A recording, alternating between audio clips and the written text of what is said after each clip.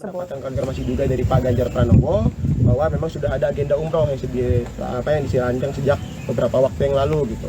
Sejak jauh-jauh hari, tanggal 10 sampai tanggal 16 September. Sehingga tidak bisa menghadiri agenda program adu gagasan bakal calon presiden oleh BEM UI.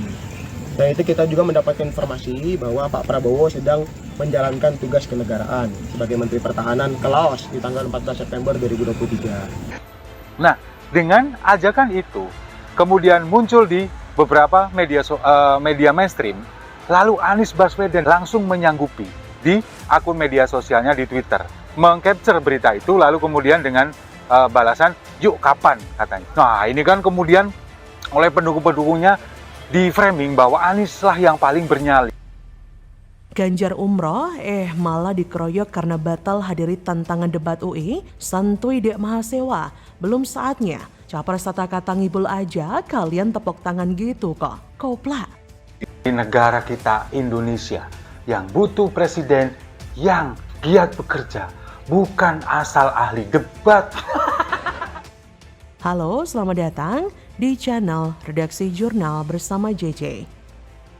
Batal hadiri tantangan BEM UI karena umroh, bakal capres PDIP Ganjar Pranowo dikeroyok loyalis Anies di aplikasi X. Menanggapi hal itu, Ketua Sahabat Ganjar DPW Subair Silaleng mengatakan tidak terlalu ambil pusing mengenai hal itu. Ia justru menganggap pilihan Ganjar beribadah umroh daripada hadir menjawab tantangan BEM UI merupakan hal yang wajar. Subair pun berusaha berpikiran positif. Ia mengatakan Ganjar bukan batal datang ke UI, hanya saja ditunda karena harus menjalankan ibadah umrah. Terkait loyalis Anies yang belakangan ini kerap menyudutkan Ganjar, Subair melihat hal itu juga merupakan hal yang wajar. Semua tergantung pemilih dan dia yakin pemilih pada 2024 sudah cerdas dalam memilah mana hoax mana yang bukan. Mengenai tantangan BEM UI, Zubair menyebut berdebat tentang masalah kebangsaan, ekonomi, dan isu-isu lainnya bisa dipusatkan pada KPU karena di dalamnya juga ada akademisi yang memberikan pertanyaan pada acara debat. Sebelumnya, loyalis Anies Andi Sunulingga menyemprot bakal capres PDIP Ganjar Pranowo yang dikabarkan batal menghadiri tantangan debat BEM UI karena sedang umrah. Andi Sunulingga merasa heran sebab seingatnya Ganjar baru saja kembali dari ibadah haji. Lebih lanjut, ia mengatakan Gubernur Jateng itu teramat serius ingin mencitrakan dirinya di hadapan publik. Dikatakan Sunulingga, jelang Pilpres 2024 Ganjar ingin tampil seperti orang yang saleh. Kembali ke tantangan BEM UI, Sunulingga menyebut hanya Anies lah yang memberikan jawaban dan bersedia hadir. Jika diperhatikan, tidak ada yang salah dengan apa yang dilakukan Ganjar, meskipun undangan itu harus ditolak.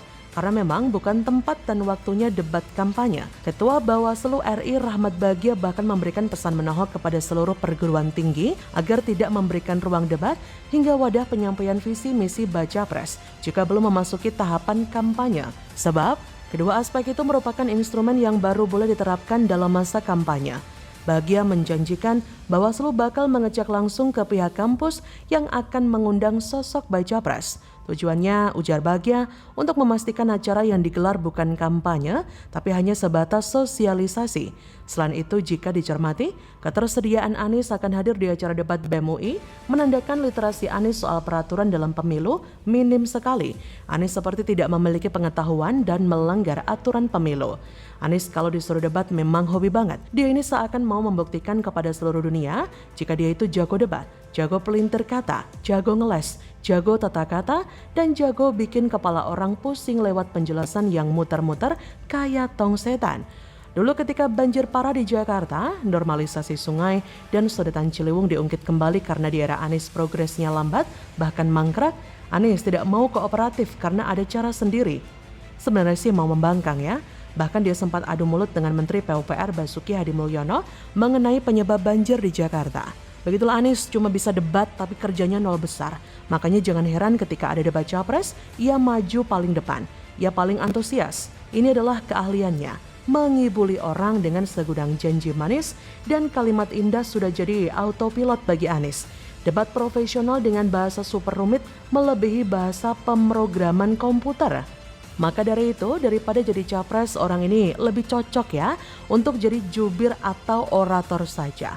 Semoga masyarakat menyadari hal ini dan tidak mempercayai orang ini menjadi presiden. Negara dianggap sukses kalau presidennya jago bersilat lidah Halamak, bagaimana menurut Anda?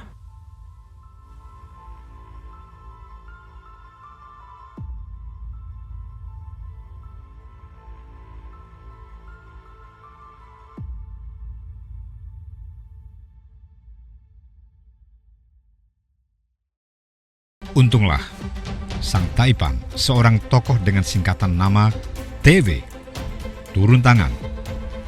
Beberapa perusahaannya menjadi sponsor meskipun tak jelas berapa dana yang dikucurkan. Hotel Discovery, Bank Arta Graha Internasional, dan juga Electronic City, semuanya dikerahkan.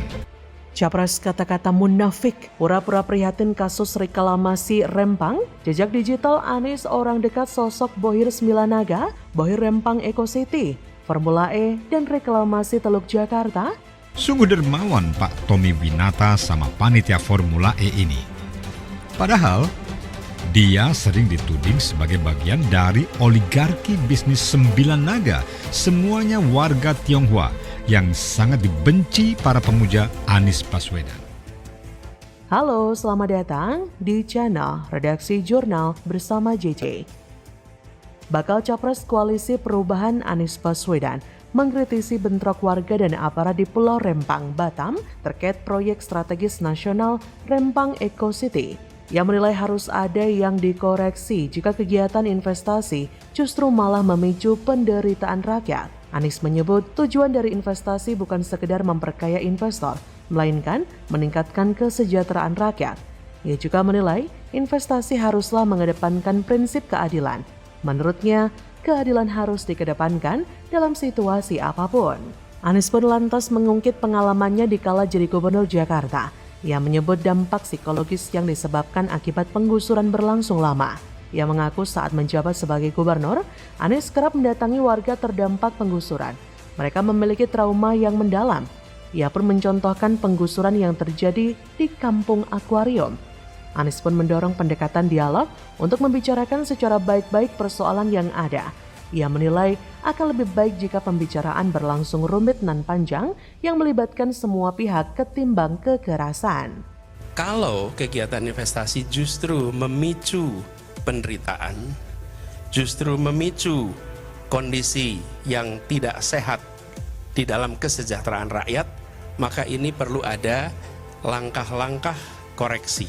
Seperti diketahui, bentrokan antara warga dengan aparat keamanan gara-gara proyek strategis nasional pecah di kawasan Pulau Rempang, Batam.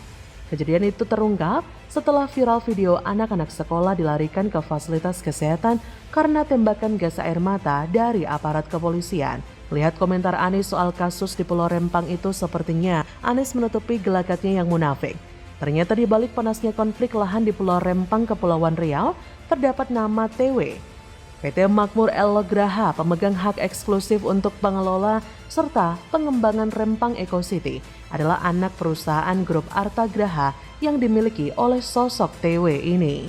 Ternyata TW ini sangat dekat dengan Anies loh.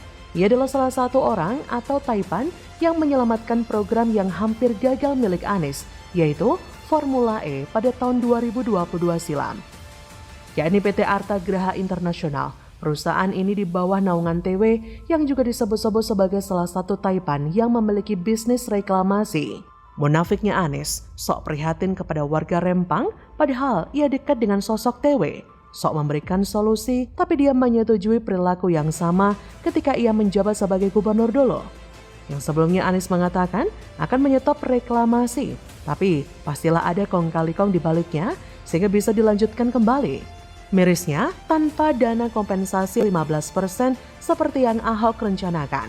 Kalau Anies konsisten dengan janji kampanyenya, harusnya ia malu menggandeng perusahaan milik TW ini. Kecuali memang Anies adalah salah satu pemimpin munafik yang menggadaikan moralitasnya demi meraih pucuk kekuasaan di ibu kota.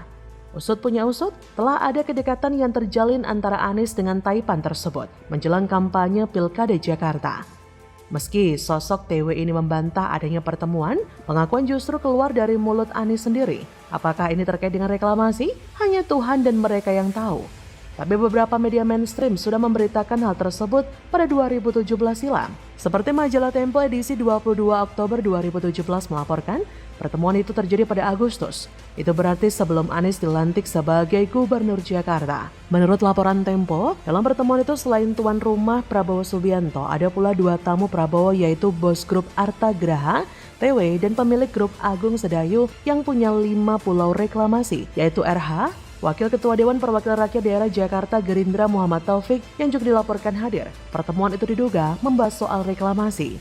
Akhirnya di sini kita belajar kalau sesuatu yang diawali dengan niatan buruk seperti Pilkada Jakarta nantinya akan menelurkan program-program buruk. Semenjak Anies menjabat banyak sekali kekacauan yang ditimbulkannya. Seperti respon munafik Anies di atas, seperti mengail di air keruh, di konflik Rempang Eco City, so prihatin dan peduli. Tapi jejak digital berkata lain, membuktikan jika Anies ini dekat dengan sosok bohir Rempang Eco City. Benar-benar munafik memang. Bagaimana menurut Anda?